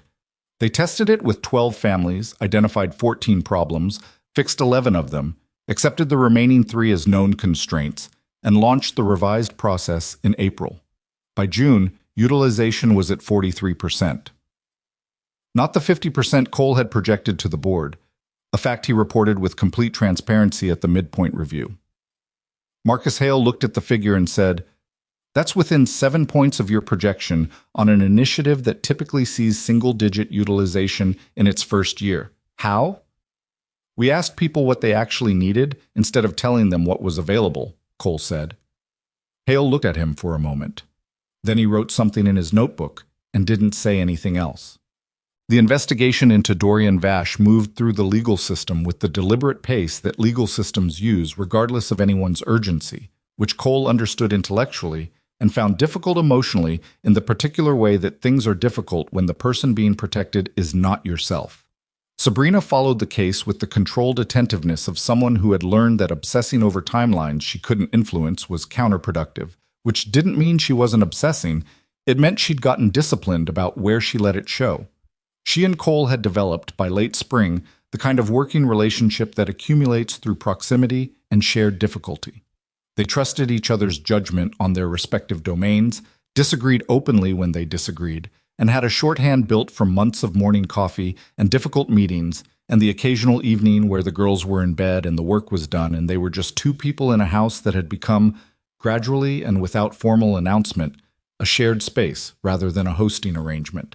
Cole had moved back to his own apartment in February. The 1-week stay had eventually ended, as it had to, and he'd found a ground floor unit in a building 2 miles from Tessa's school that didn't have a water heater problem. But he was at Sabrina's house most weekend mornings, and Tessa and Ivy had long since established a standing arrangement that involved alternating sleepovers and a shared project roster that had expanded well beyond the original veteran family map. The map itself still lived on the dining room table, periodically updated, the pins multiplying as the initiative grew. What had changed between Cole and Sabrina was harder to describe than the professional arrangement, because it had developed in the spaces between the describable things. It was in the way they argued, directly, without the careful performance of people who were managing each other. It was in the way she sent him information she'd found about veteran housing policy at 11 at night with no preamble, and the way he sent back his analysis at 6 the next morning with equal brevity. It was in a dinner in March where both girls had fallen asleep on the couch watching a movie, and neither Cole nor Sabrina had done anything about it immediately, and had sat at the kitchen table drinking cold coffee and talking for 2 more hours about things that had nothing to do with the company. It was in the fact that Cole knew Sabrina's tells when she was managing stress rather than processing it, and that Sabrina knew when Cole had gone quiet because he was thinking, versus when he'd gone quiet because something had hit him in the place he didn't let things hit him in front of witnesses. It was also in the fact that neither of them had named it, which was something they were both, for different reasons, comfortable leaving unnamed for now. The Vash verdict came down in late September, 16 months after the night at the Sterling Crown. Sabrina called Cole from the courthouse steps before she'd reached her car, and he picked up on the second ring and heard the quality of her breathing before she said a word. "Guilty," she said. "All counts." He let out a breath he'd been storing since November. "Sentencing?" 60 to 80, the DA thinks, based on the federal charges. "He'll appeal. His lawyers are already working on it." Her voice was controlled, which he understood was the last coat of paint over something that had been cracking all morning.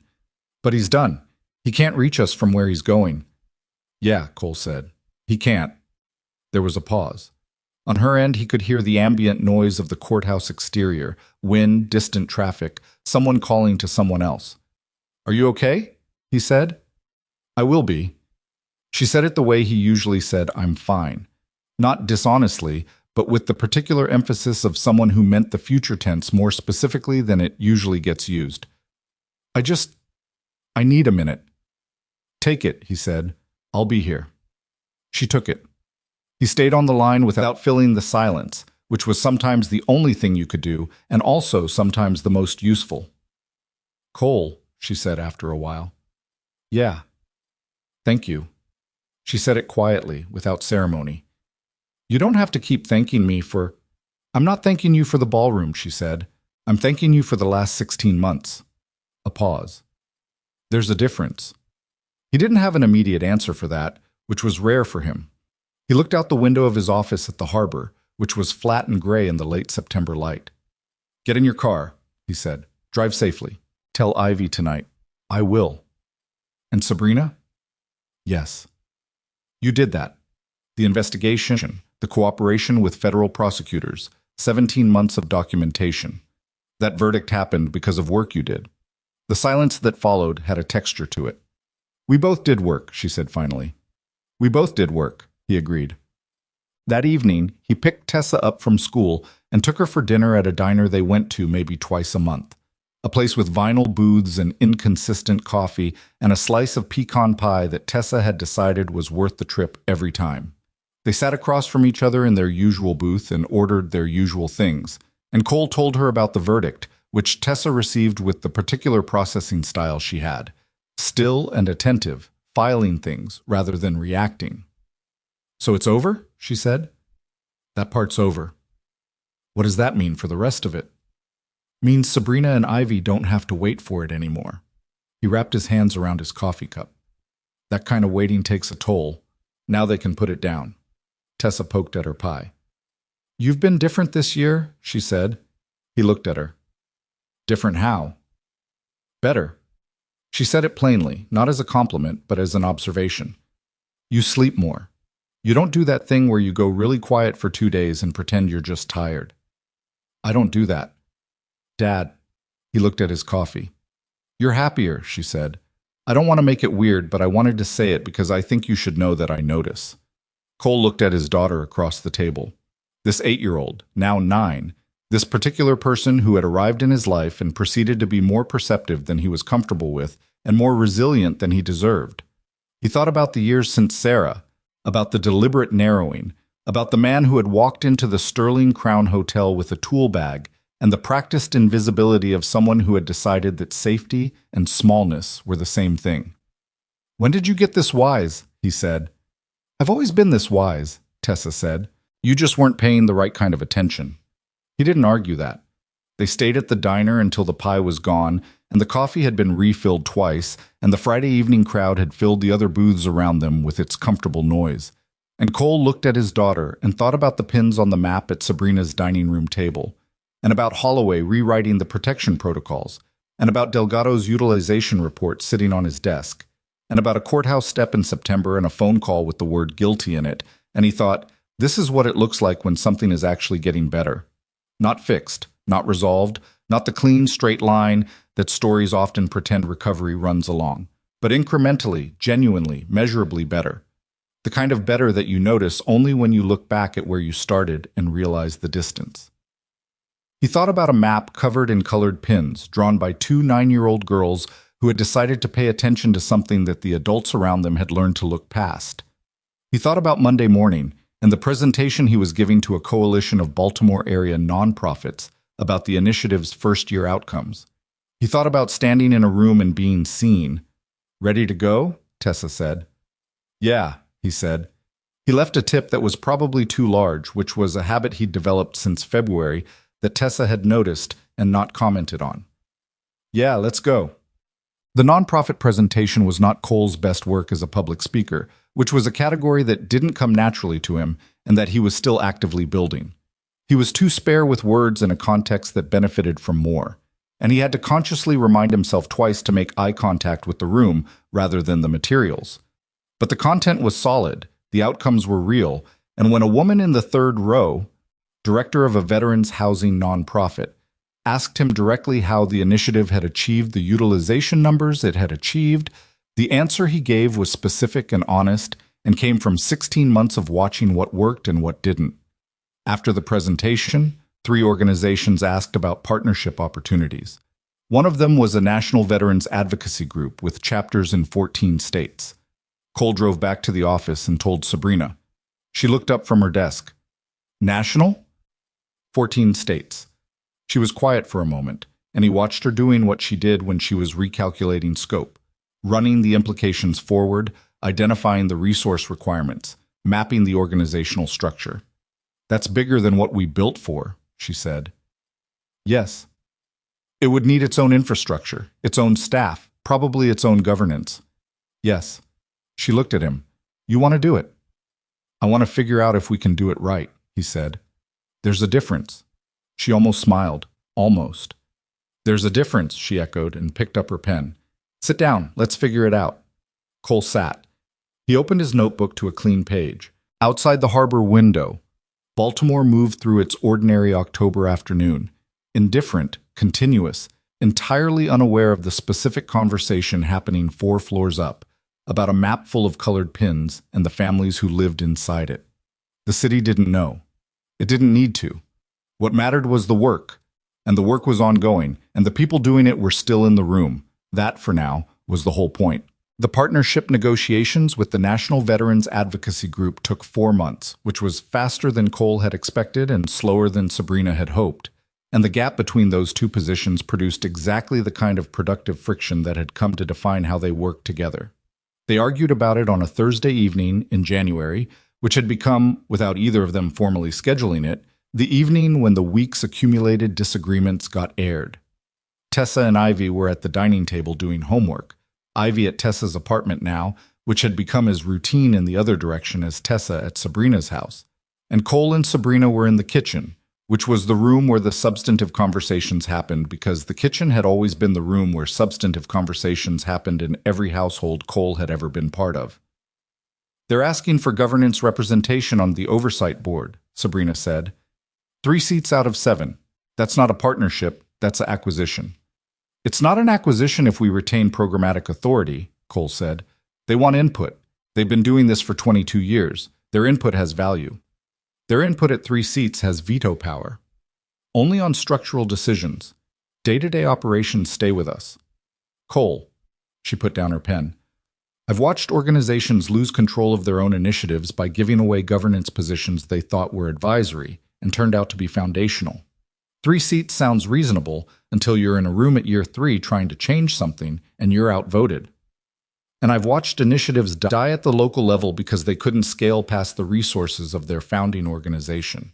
He held her gaze. We're not the Sterling Crown Gala. We can't protect this by keeping it small. The silence that followed had the specific quality of 2 people who both knew the other one had a point and were deciding whether to say so. From the dining room, Tessa's voice. You're both right. Negotiate 2 seats and a rotating third. Cole and Sabrina looked at each other. She's 9, Cole said. She's been 9 for 4 months, and she's already better at this than half my board, Sabrina said, and picked her pen back up. They negotiated 2 seats and a rotating third. The national group accepted. The expansion framework was signed in February and covered the original 14 states plus 3 additional territories that the advocacy group had flagged as high need. The initiative's infrastructure was rebuilt from the Baltimore model outward, with Delgado moving into a national coordination role that she accepted with characteristic brevity. She said yes, named her salary requirement, and went back to work. By the following autumn, the colored pin map on the dining room table had been retired to a frame on the wall, replaced by a digital system that Ivy had largely designed and that Tessa maintained with the organizational rigor of someone who took data seriously. The framed original map went up in Delgado's office, her request, which she made without sentiment and which Cole honored without making it into a moment. The initiative had found its shape. The work continued. What also continued, quietly and without ceremony, was the thing between Cole and Sabrina that they had been leaving unnamed for almost 2 years. Cole asked her to dinner on a Friday evening in late October, 3 years and 11 months after the night at the Sterling Crown. He had been thinking about it for longer than he was entirely comfortable admitting, even to himself, and had found various practical reasons to defer it. The board presentations, the expansion negotiations, the VASH appeal that had finally failed in spring and been definitively put to rest, the operational calendar of a security directorship that didn't observe conventional business hours. These were real reasons. They were also, and he was honest enough with himself to acknowledge this, the architecture that a careful man builds around a thing he's afraid of. He was afraid of it because it mattered. That was the whole of it. The things you handle carefully are the things that can break, and Cole Vardell had been handling breakable things carefully for so long that the habit had calcified into something close to avoidance. Tessa called him on it directly because she was 12 now and had been developing her confrontational capabilities with the systematic patience of someone who understood that certain conversations needed to happen and was willing to wait for the right moment to have them. The right moment, as she determined it, was a Saturday morning in September when Cole was making coffee and she was eating cereal and the apartment was quiet in the way it got on weekend mornings before the day assembled itself. "Are you going to ask Sabrina out?" she said, not looking up from her bowl. Cole set down the coffee press. "That's a direct question." "I've been patient," she said. "It's been a long time." "We work together. You work together. You have dinner at her house twice a week. You know her coffee order by heart. And you fixed her radiator on a Sunday in February because she mentioned it was making a noise." Tessa looked up. "That's not a work relationship, Dad. It's complicated." "It really isn't."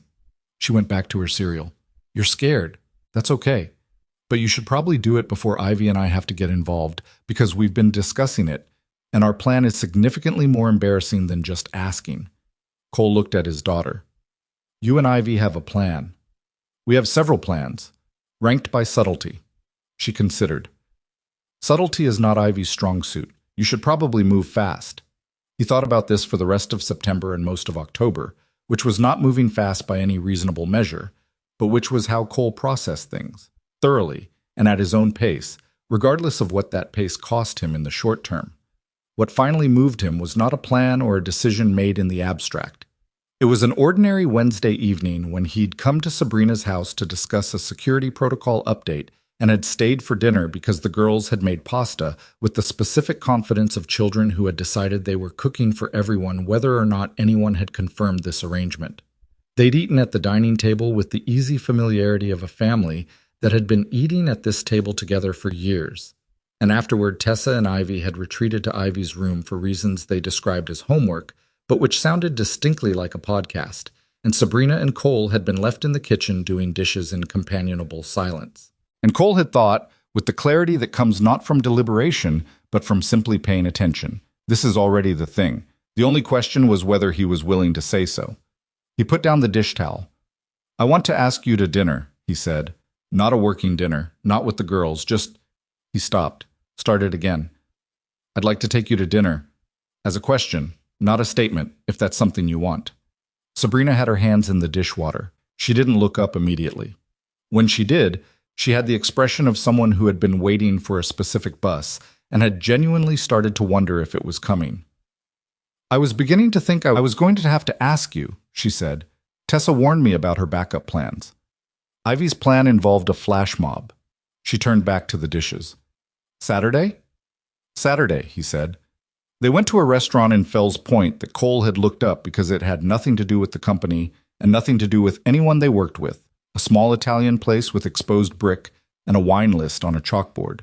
They were awkward for exactly the first 20 minutes, in the way that people who know each other extremely well are awkward when the context suddenly changes. There was too much history to pretend it was a first date, and too much newness in the framing to fall back on their usual shorthand. They ordered food they barely paid attention to and talked around the thing for long enough that Cole finally put down his fork and said, "We're being ridiculous." "We're being careful," Sabrina said. "Same thing, right now." She looked at him across the table. "Okay," she said. "Yes, you're right." She picked up her wine. "What do you actually want to say?" "That I've been in that house for 4 years, in every way except officially," he said. "That I know when you're running on 3 hours of sleep and pretending it's 5. That Tessa loves Ivy more than she loves most things. That you are the most capable person I have ever worked alongside, and also one of the most stubborn, and I say that having worked with Navy SEALs." He paused. "And that I've been afraid of saying any of this out loud because I'm good at keeping things and not good at risking them." Sabrina was quiet for a moment. "You know what I know about you?" she said. "I know that you fix things at 6 in the morning before anyone's awake because you don't want the act of fixing to become a thing anyone has to thank you for. I know that you talk to Tessa like she's a person and not a child to be managed, which is rarer than it should be. I know that you have never once, in 4 years, told me something was fine when it wasn't, and I have built my professional decisions on the assumption that you won't start." She set down her glass. "And I know that the night at the Sterling Crown, the first thing you did when you woke up was ask about my daughter." Cole didn't say anything. "You asked if Ivy was okay," she said. "Before you asked about your own injuries. Before you asked anything about yourself." She looked at him directly. "I've been in love with you since about 48 hours after that, which I will admit is not a conventional timeline, but there it is." Cole sat with that for a moment. "I'm not easy to be with," he said. "I go quiet when I should talk. I have a complicated history and I don't process it quickly. I'm going to worry about Tessa in ways that probably seem excessive from the outside, and I'm never going to stop. I run a company and raise a daughter alone and have not successfully delegated either of those things to the degree that I should," she said. "I work too late. I have a hard time accepting help unless it's framed as a logical arrangement. I have spent most of my adult life being professionally effective and personally guarded, and the guarded part was useful until it wasn't." "So," Cole said. "So," she said. They looked at each other across the table in the Italian restaurant in Fells Point on a Saturday in October. Two people who had spent 4 years building something real in the space between everything they were willing to call it, and neither of them said anything for a moment because sometimes the thing that's been true for a long time doesn't need announcement so much as it needs acknowledgement. "Saturday was a good choice," Sabrina said finally. "Tessa suggested it," Cole admitted. Sabrina laughed. A real one, unguarded. The laugh that Cole had learned was different from her professional one and considerably better. Of course she did. They were not reckless about it, which was in the nature of both of them. They told the girls together, on a Sunday morning 3 weeks after the dinner, sitting at the kitchen table with coffee and orange juice, and the particular careful energy of adults who understand that what they're about to say will matter to 2 children who have already been through enough. Ivy figured it out before either of them finished the first sentence and immediately looked at Tessa with an expression of complete vindication. Tessa looked at her father. "About time," she said. "You're 12, Cole said. Which means I've been watching you be obvious about this for approximately 3 years, she said. Ivy and I had a pool going. I said October. You had a betting pool, Cole said, about my love life. Ivy said August. She was wrong. Ivy, who was visibly not bothered about being wrong, said to Sabrina, "Does this mean he's going to be here more?" "Most likely," Sabrina said. Ivy nodded, apparently satisfied, and went back to her orange juice. Cole looked at his daughter. Tessa looked back at him with the expression she used when she was happy, and had decided the most dignified response was to pretend she was simply acknowledging information. "You okay?" he said.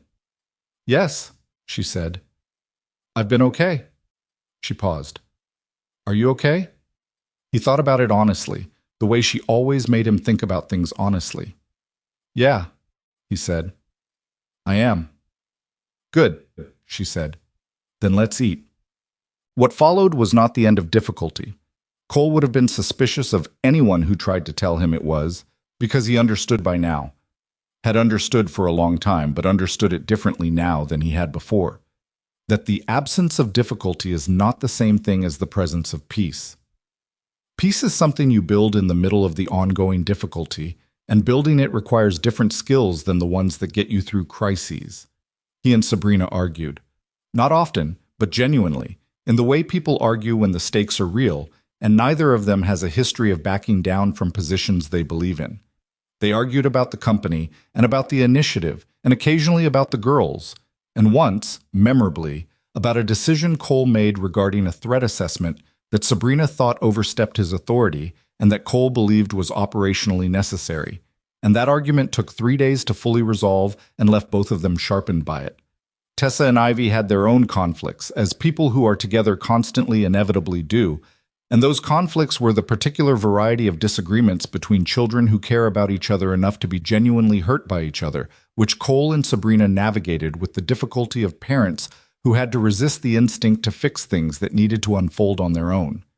There was a week in April when the girls barely spoke, the cause of which was never fully explained to either parent, and a week in May when they were so thoroughly reconciled that they appeared to have forgotten the previous month existed.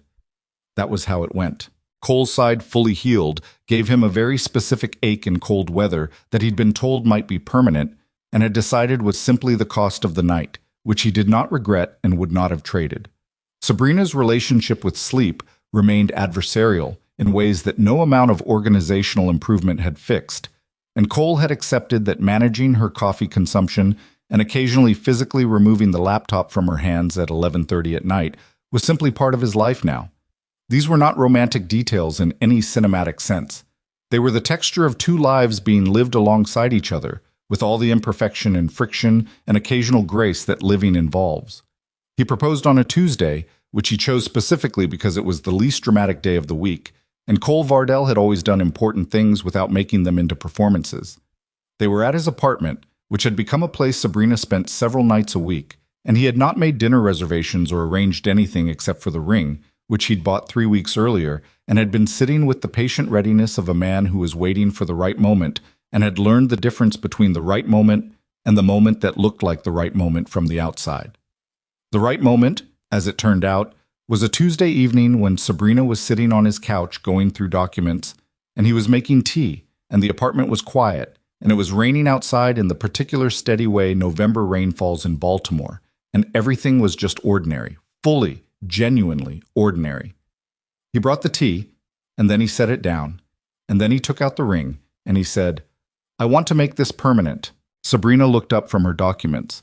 She looked at the ring. She looked at him. "That's the proposal?" she said. "That's the proposal." "Cole, I run a technology company. I've sat through 200 presentations. That's the shortest pitch I've ever heard. Was it effective?" She looked at the ring again. Something in her face did the thing it did sometimes when she was feeling something she hadn't prepared herself to feel. "Yes," she said quietly. "It was effective." "Then yes?" "Then yes." She held out her hand. It wasn't entirely steady, which she didn't try to hide, and he took it and put the ring on, and they stayed like that for a moment in the ordinary Tuesday apartment with the November rain on the windows. "I want you to know," she said, "that Ivy is going to make this into the biggest possible event." I know. She's already been planning a wedding for us for 8 months. She has a binder. Tessa told me. You knew she had a binder? I was waiting until she had something to actually plan, he said. Sabrina looked at him, and then she laughed, and then she leaned her head against his shoulder, and he put his arm around her, and they sat in the quiet of his apartment.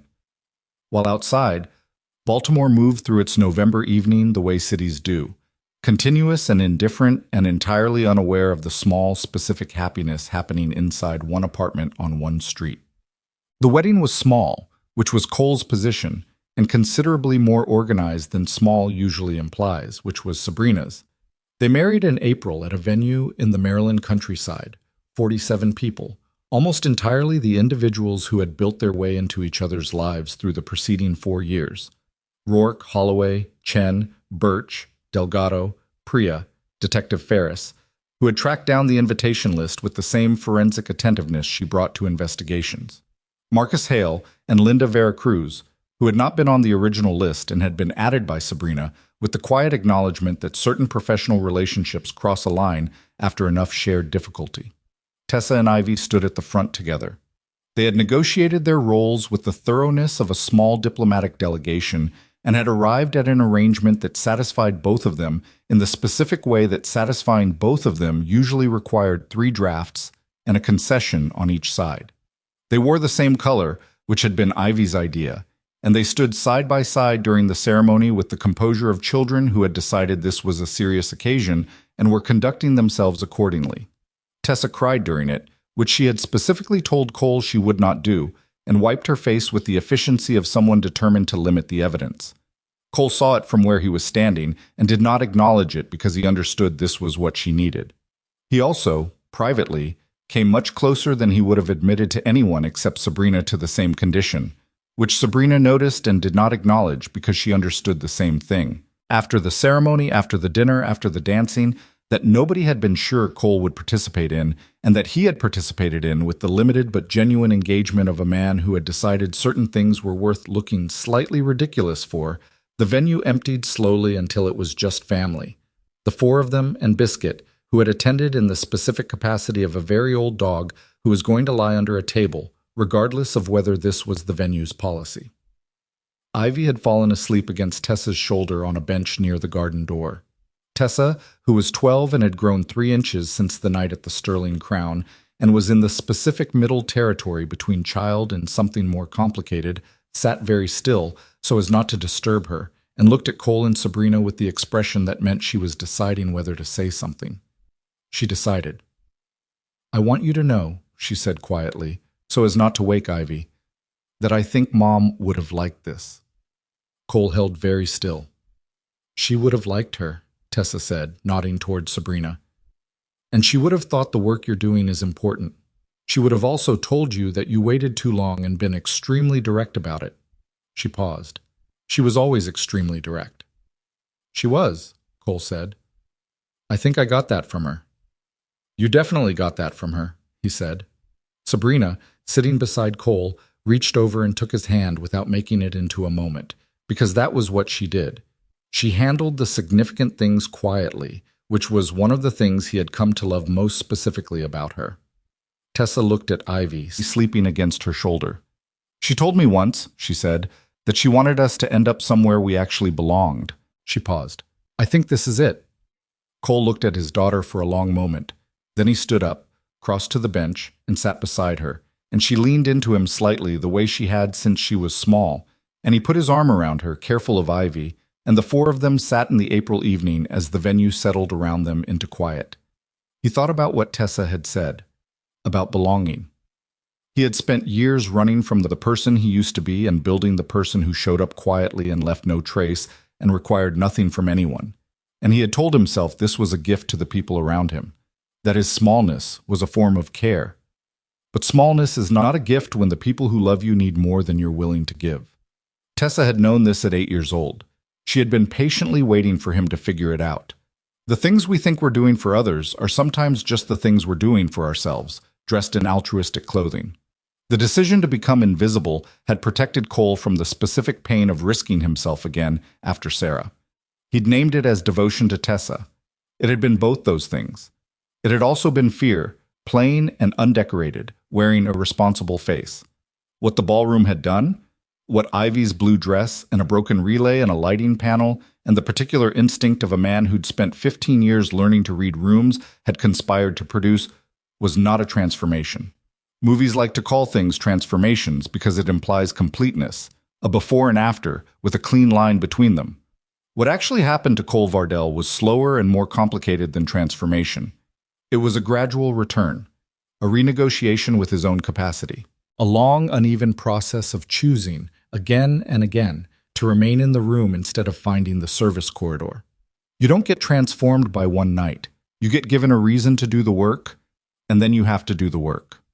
He had done it. Imperfectly, with arguments along the way, and nights when old habits reasserted themselves, and mornings when the easier path was still available and tempting. But he had done it, and he was here, and the here was real in all the ways that mattered. 3 months after the wedding, on a July morning, Cole stood in the Sterling Crown Hotel ballroom for the second time in his life.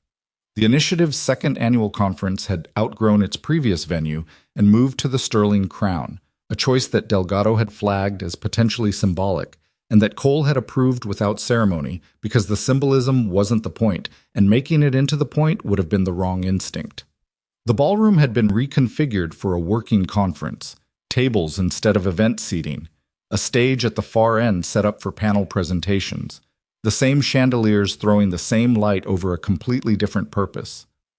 Cole arrived early, which was habit, and walked the room alone before the setup crew finished. He stood at the edge of the stage, the same stage, and looked at the space for a moment. It didn't feel haunted. He had expected, if he was honest, some version of that. Some residue of the night that existed nowhere except in his nervous system, the body's long memory for the rooms where its limits were tested. But the room was just a room. The stage was just a stage. The past had happened in this space, and the present was also happening here. And those two things could coexist without either of them canceling the other out. He had brought something with him that he set on the table beside the stage. The original pin-covered map, borrowed from Delgado's office for the day.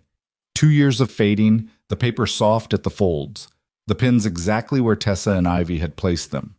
The conference ran from 9 to 4. Cole spoke twice, once on the security infrastructure that supported the initiative's operations, which was the practical presentation, and once on a panel about veteran employment transition, which was the personal one.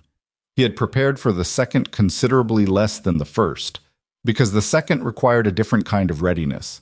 The moderator, toward the end of the panel, asked him directly, "What do you think the civilian world most consistently misunderstands about the veterans it employs?"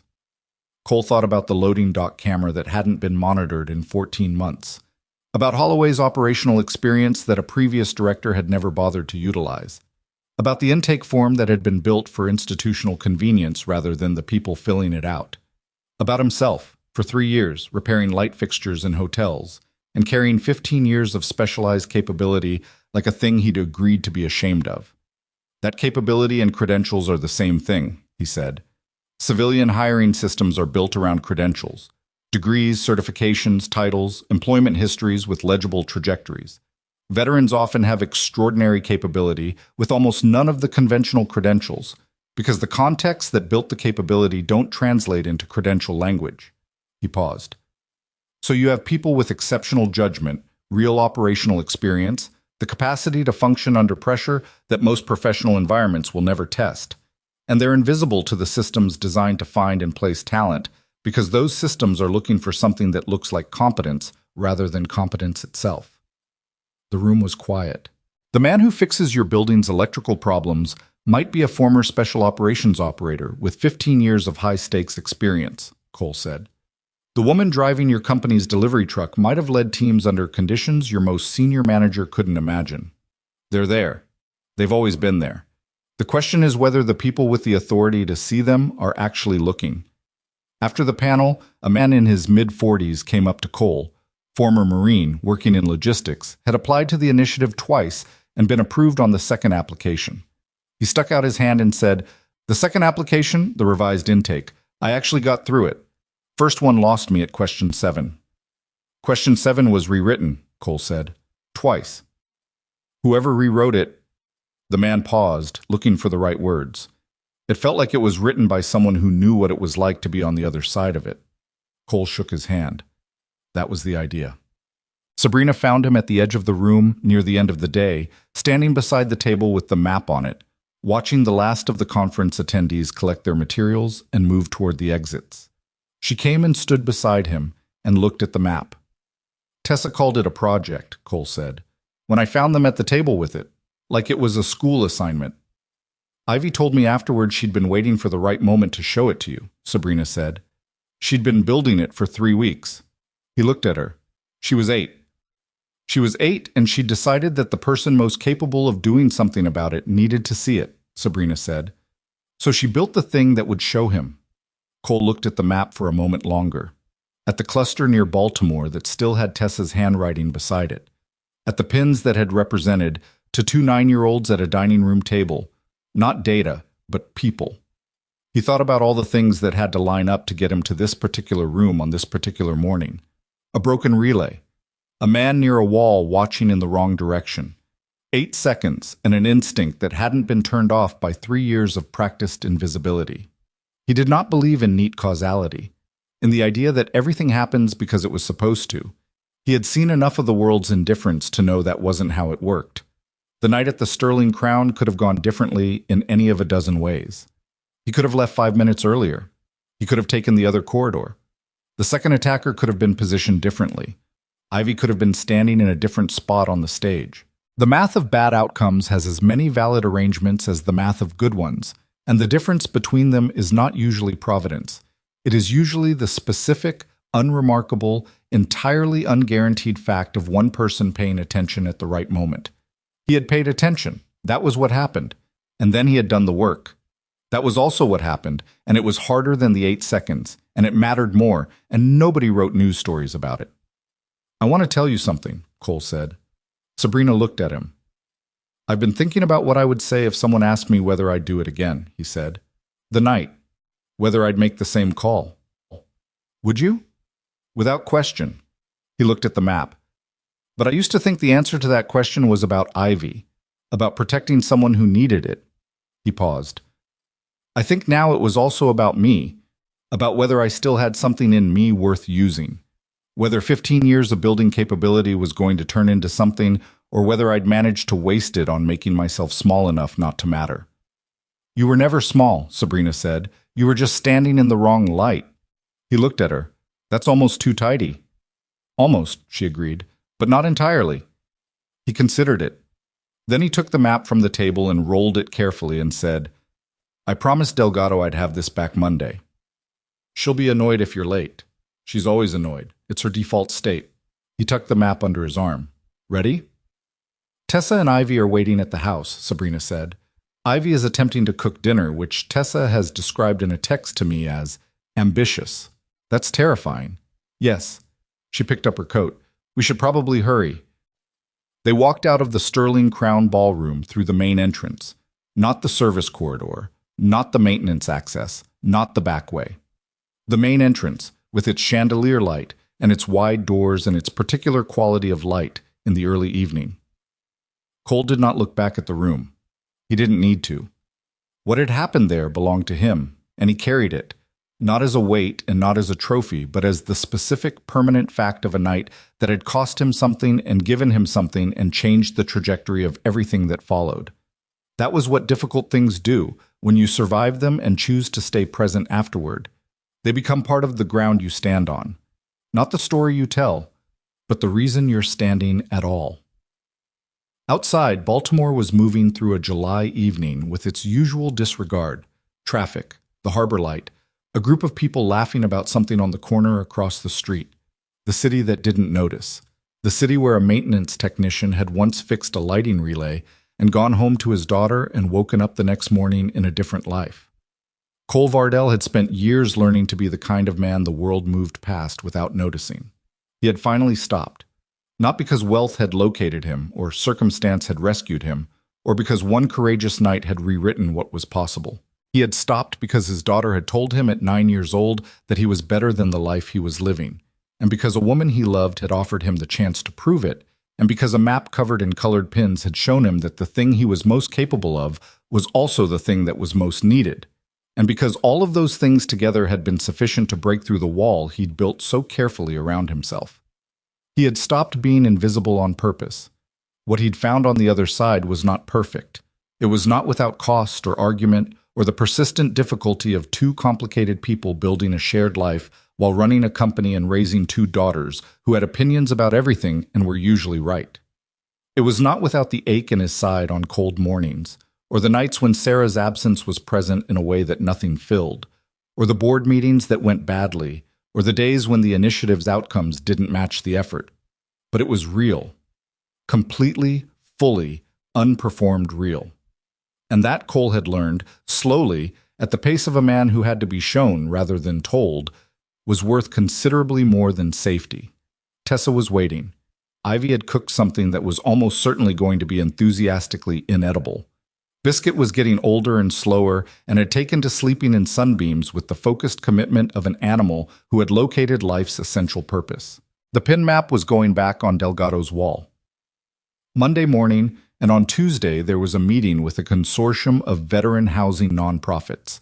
And on Thursday, Sabrina had a board presentation that she'd been preparing for 2 weeks. And on Saturday, Tessa had a school thing that Cole had put in the calendar and been reminded about twice. This was the life. Not the version you get shown in the first chapter, when everything is still the worst possible arrangement of circumstances, and the distance to anything better seems absolute. The version that exists on the other side of the work you do when nobody is watching, in the rooms where the outcome isn't guaranteed, in the years when you're not certain enough of what you're building to name it yet. Cole walked to the car. Sabrina was already in the passenger seat checking something on her phone, and she looked up when he opened the driver's door and got in, and she said without preamble, "Ivy texted. She says dinner is done in the technical sense. Tessa says to stop for takeout." Cole started the car. "Takeout," he said. "Agreed," Sabrina said. He pulled out of the Sterling Crown's parking structure and into the Baltimore evening, and the hotel disappeared in the rearview mirror and the city opened up around them, wide and indifferent and completely ordinary. And Cole Vardell drove home.